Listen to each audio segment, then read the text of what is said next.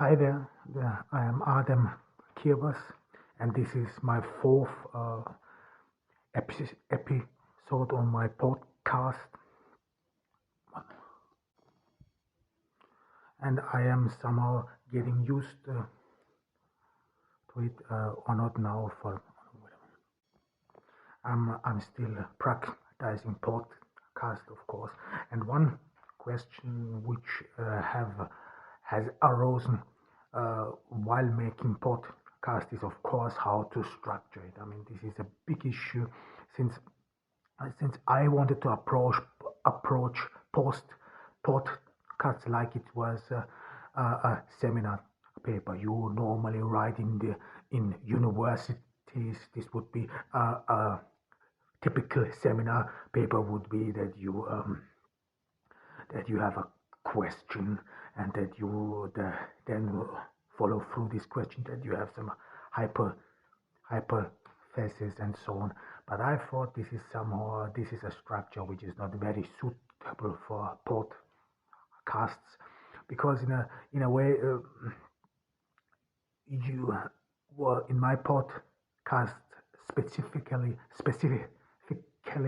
I talk about myself, and in a way to structure it. Yeah, of course you can structure it chronologically. Nevertheless, it is your work you are talking about, and it would be too theoretical if we would structure it like it would be a seminar paper. And of course, a seminar paper which you write in the university, it is different in that sense that in the university you use a different language. You use, especially in German.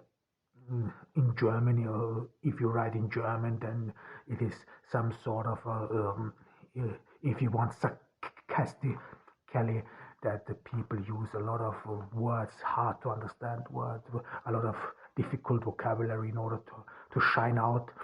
Thank God this is not the case in English, but and it is not the case in English because I'm not very sophisticated, or I'm not a native speaker in English.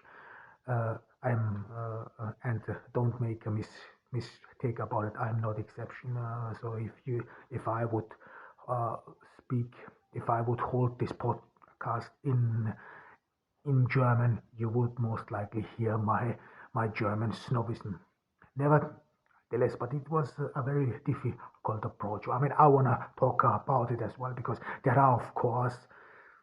is of course some literature on the web, but these are too general, because it is always difficult how to structure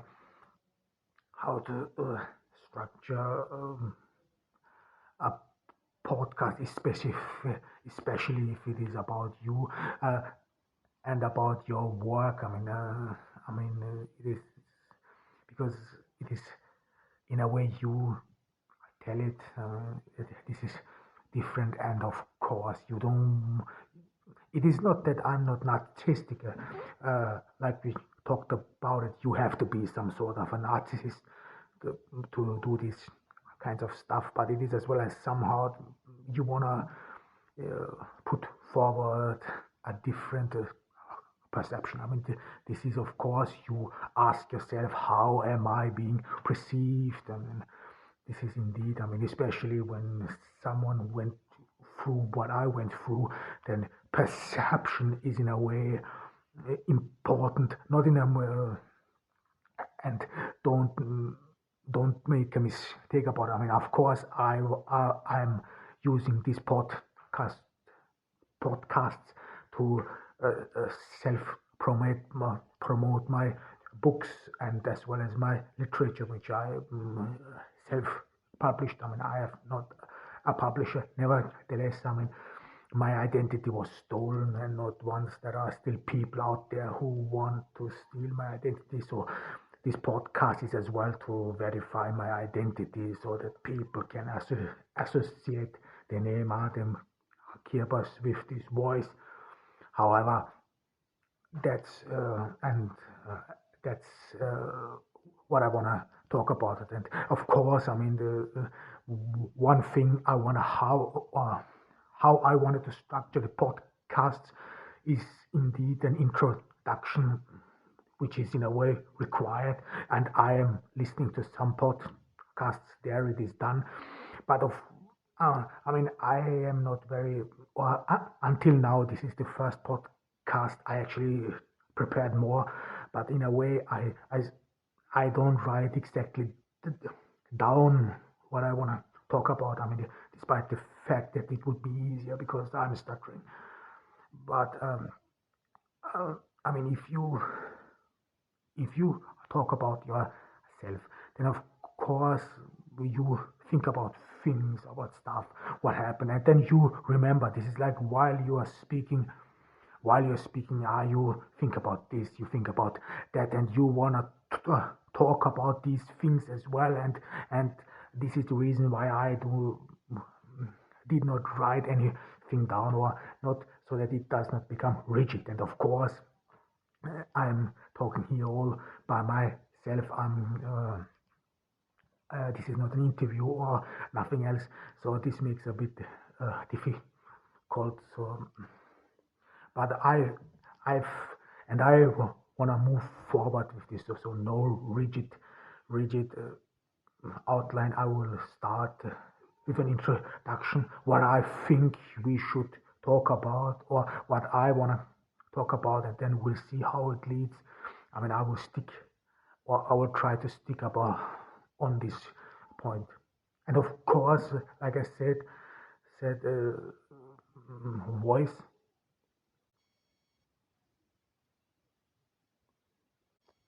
And the next thing I wanna talk about is now, of course, my voice. I mean, I make music videos, I write song lyrics, and some of you may have heard some of my songs on TikTok, on Instagram or Facebook. I mean, I have 3 Facebook pages, I have 4 Instagram pages, out of protection because of this identity theft, which went pretty much far, and which was in a way insulting. Nevertheless, I will talk about it, but in a special, um, maybe later on. Nevertheless, but this is my voice, so I don't use any voice enhancers. There is indeed a difference between me speaking and singing. I mean, I survived some gas attacks. This happens, so my voice is distorted. There is you may have heard it. My singing voice is some raw, is scratchy, is very deep. This has to do exactly. So this is my voice. That is indeed some distortion. However, I wanted to make sure, so I do not use any voice enhancements whatsoever. The lyric is mine, the voice is mine. Only the background music, the background music is from TikTok. I mean, I did these TikTok videos again. One reason why I did these TikTok videos is was to ensure my identity. This is indeed an issue because those it is not very easy to get on social media verified. Try to verify yourself on Instagram, Facebook. I mean, without the help of certain celebrities, this is almost impossible. So the struggles, and uh, this was indeed a big issue. So this is not me being paranoid. The the this identity theft. This was really uh, was grueling, and I still suffer from the effects of it to this very day. So this is not over. There are still people out there who falsely claim they would be me. This is sad, but this is a way, for example, to somehow bring this all to an end. However, what I wanna talk about in this episode, the last time we talked about whitewashing, and I think this is very important. I know I said I only want to talk about my work, but whitewashing and what comes with it, because I had these experiences in the university, and these experiences played a crucial role in the novel, as well as in my entire thinking. Before I came to Vienna, I thought differently. I grew up in rural Austria. There, there was a different perception. Nevertheless, when I came to Vienna, you had, of course, some sort of a special uh, expectations, especially when you think about left, lefties, and how you are being perceived. And my experiences at the university were indeed formative to my perception, and how in whiteness, how this is being perceived, and that it is not only those so-called far right people or evil people, as they are being portrayed by the left, that they commit these. I don't know. You have to be careful, of course. How do you want to name it? I don't want to say atrocious, but it was some sort of these vile actions, and they need to be addressed. I think whitewashing, or the cultural accumulation of is very important, and I think, and I always and I already referred to Stuart Hall. Stuart Hall is a great social scientist, uh, and everyone who is interested in this um, topic should read Stuart Hall by all means necessary. This is structuralism, very interesting. However, but I want to rather talk about my own experiences and how I see these things. And these experiences, they came to dominate my thinking. Like I said, I gave a very loose definition of whitewashing. Whitewashing just means simply, and to bring it on the to the point, is that there's some elite, and this elite uh,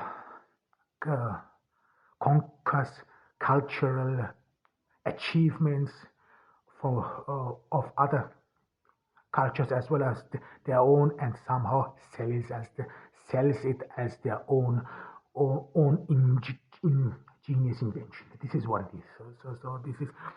This is what I experienced in the university, as well as in the Austrian society, as like we talked the last time about that this is rather being put forward by the elite, that this whitewashing is some sort of an exclusion, because it is, if you propagate that other cultures are not capable of any cultural achievements, of course you exclude them. And if you take over their social and cultural achievements and sell it as their own, then you directly or indirectly support this notion, and this is, of course, counterproductive in the 21st century. I don't want to talk about cultural appropriation. There is this term, and it is some I think a very